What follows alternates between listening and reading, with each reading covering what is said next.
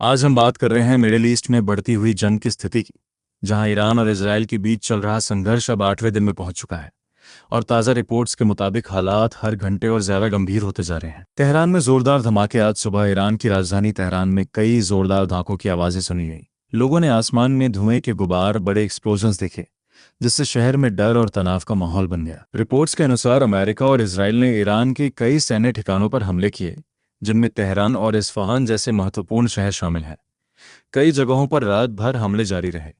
Iran का जवाब। इन हमलों के बाद ईरान ने भी जवाबी कार्रवाई की। इजरायली सेना के अनुसार ईरान ने इजराइल की तरफ कई बैलिस्टिक मिसाइल दागी, जिसके बाद तेल अवीव और दक्षिणी इजराइल में सायरन बजने लगे। कई जगहों पर धमाकों की आवाजें सुनी गईं और लोगों को बंकर और शेल्टर में जाना पड़ा।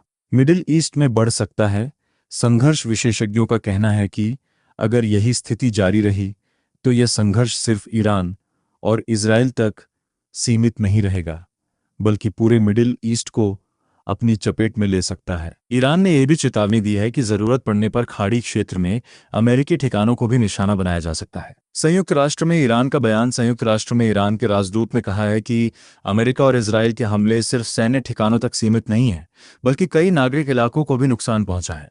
उनके अनुसार यह अंतर्राष्ट्रीय कानून का उल्लंघन और युद्ध अपराध हो सकता है। उन्होंने कहा कि ईरान अपनी सुरक्षा के लिए हर जरूरी कदम उठाएगा। इजराइल पर दबाव। विश्लेषकों का मानना है कि ईरान की रणनीति यह हो सकती है कि लगातार मिसाइल हमलों से इजराइल पर मानसिक दबाव बनाया जाए। इन हमलों की वजह से इजराइल के लाखों लोगों को रात भर शेल्टर में रहना पड़ा। आउटरो दोस्तों, मिडिल ईस्ट की यह स्थिति बेहद संवेदनशील होती जा रही है। दुनिया भर की नजरें इस समय ईरान और इजराइल के संघर्ष पर टिकी हुई हैं और आने वाले दिनों में हालात और बदल सकते हैं। अगर आप चाहते हैं कि दुनिया की बड़ी खबरें और अपडेट सबसे पहले आप तक पहुंचे, तो चैनल को सब्सक्राइब करना न भूलें। फिलहाल के लिए इतना ही। मिलते हैं अगली अपडेट में।